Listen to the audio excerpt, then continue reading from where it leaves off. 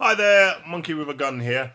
I've been away, I know. I've been busy with gigs and stuff like that, so I hadn't had time to, I'm just making excuses. I just haven't got around to doing it. I'm on Vine now. Follow me on Vine. I'll leave a link below. I enjoy doing that, just making random silly stuff.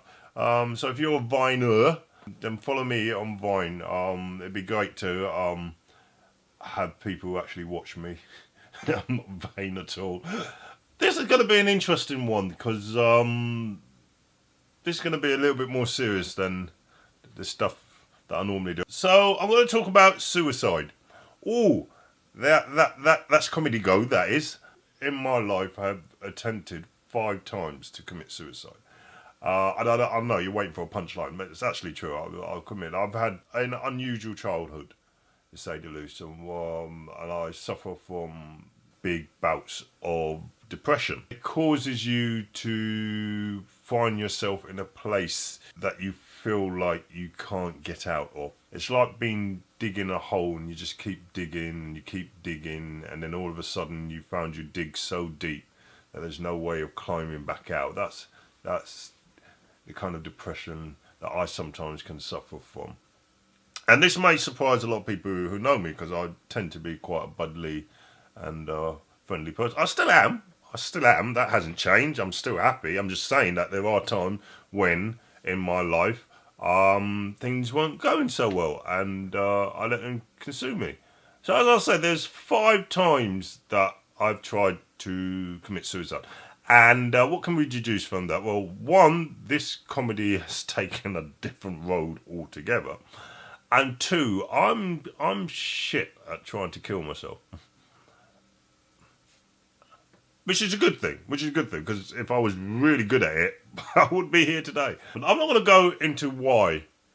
That's for a later video. Let's just say I got myself into a situation so desperate that I felt that the only way out was to check out. I was 12 years old the first time I attempted suicide.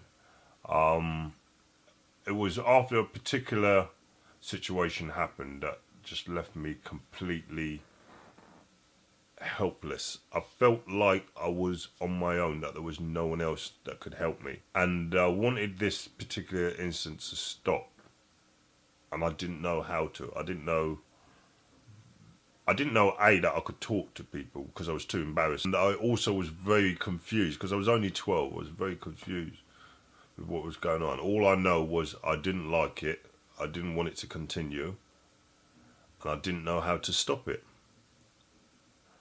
And for me, the only way to do that was to have the first attempt of my life. I went to this high building where my dad works, and you could get onto the roof, and it had like one of those flat roof, but there was no like railing around it. It was just completely flat, and then you just dive off. And down below there was these spikes, these railings of spikes where the gates were, and I was looking at them, and I was trying to work out how I could jump and land on them, because I figured if I land on them, then I will check out really quickly. Because that was the point. I didn't want to survive. And I remember trying to use trigonometry, use maths to work out what was the best way to do it. And then I was psyching myself up to do this. On the roof, it was like a gravel. They had like stones, and it was a gravelly roof. And I kicked some of the stones off the roof, and I watched them, fall, and then I just saw them bounce off the floor, and I went, "Ooh, that could be me. I could miss, land on the floor, bounce. I could survive. That's what stopped me. That I could, because that would have hurt. That would hurt if and I didn't want to get hurt. So I thought, ooh, best not. I'll give that one a miss. And I understand that now. I didn't understand that at the time, but obviously it was a cry for attention. That's so. Luckily, those stones bouncing actually stopped me from doing something that I probably would have done if that had happened. So that was my first attempt. My second attempt was hanging. So I was a little bit older. I think I was about 13 or 14 at the time, and again, situation difficult, couldn't handle it, and I get these bouts of depressions that I can't get out of, and I just thought, hanging. I've seen that in the movies. I do that, and I remember getting a rope. We had like a proper, like one of those ship ropes, to make a noose. The proper rope. I had one of those, and I was going to make that into a noose. Problem was, I didn't know how to tie a noose.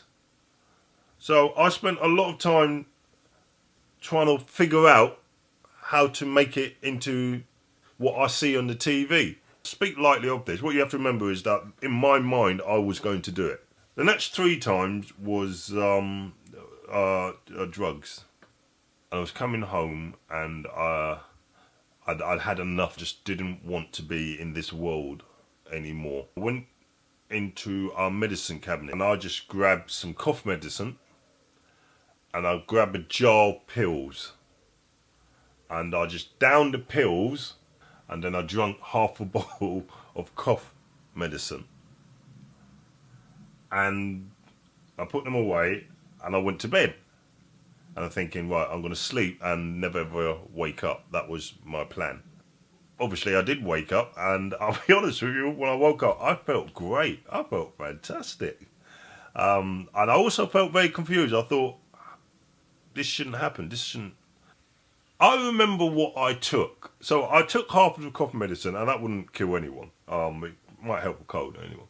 But the pills that I took, though I didn't know it at the time, was just vitamin B. It was vitamin B's vitamin pills. I think my last one, which was a couple of years ago, I took some serious hard stuff. I ended up in hospital. I ended up in a mental hospital in Lewisham with mental people who happen to be some of the happiest people on this planet. It's worrying when they seem to be the most normal people in the entire place. The reason why I wanted to talk about life is I remember a friend said everyone has a story, everyone has a background, everyone has particular difficulties and they don't know how to cope, and sharing your life can hopefully help someone else who's going through a similar situation. Suicide is a funny thing because they get to that situation when they think there is no hope, that things are not going to change, that it's going to be like this forever and ever and ever, that the moment you're going through is just constant. And people say, will sit there and try to say to you, you know what, no, it is not.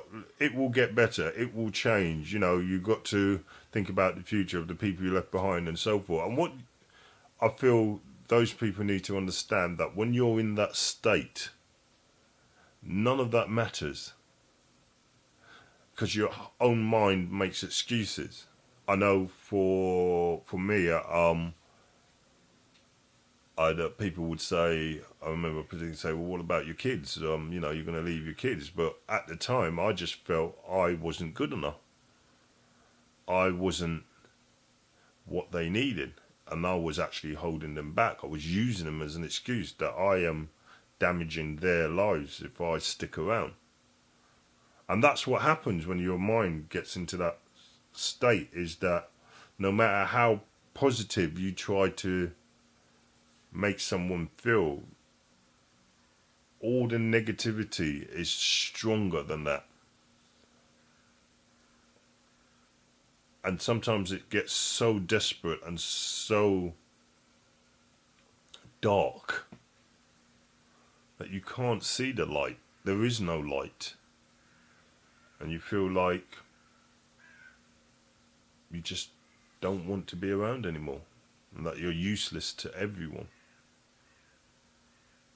And I know right now that if there was someone listening going through the things that I'm going through or I went through, then nothing I say right now is going to make any difference.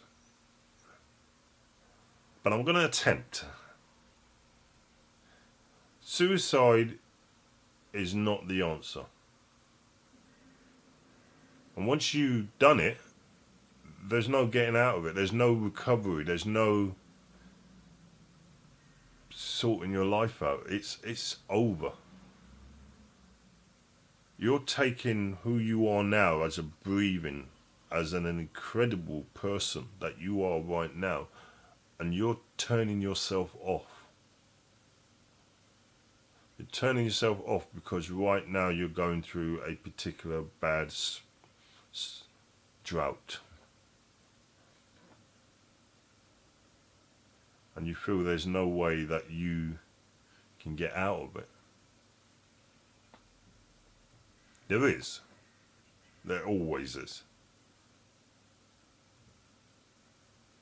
And that's simply just to talk to someone. I wish when I was younger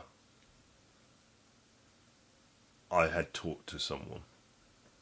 I wouldn't have gone through all that pain, that misery, that hatred towards myself, to everyone else.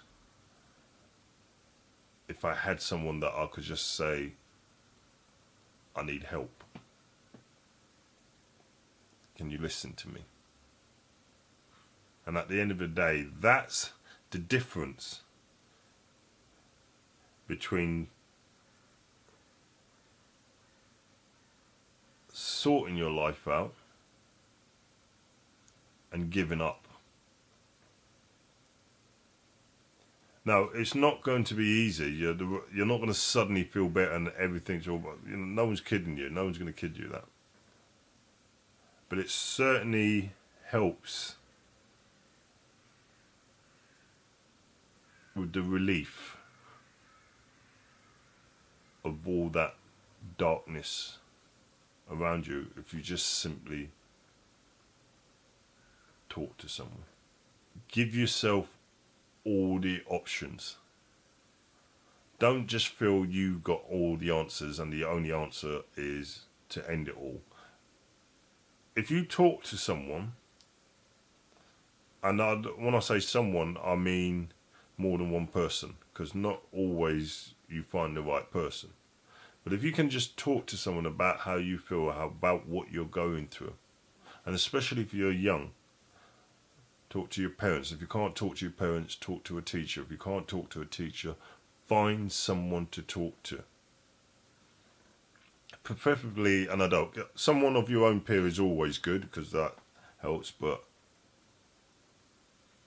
if you're that far gone, if you are having those dark, sinister thoughts, then you really need to talk to professionals. People who are trained to understand exactly what it is you're going through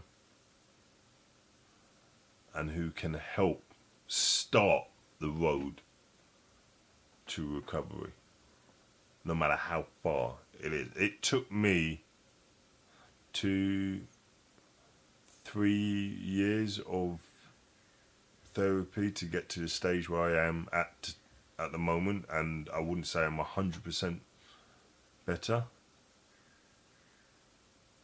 So it's a long journey. But please don't feel that the only way you can do this is just to end it all. You're too precious, too important. You really don't know just how important you are until you open up and let people know how you feel. Be a survivor like me. I'm going to leave some numbers of people you can call. And I hope you found this video useful. My next one will be funny. I promise.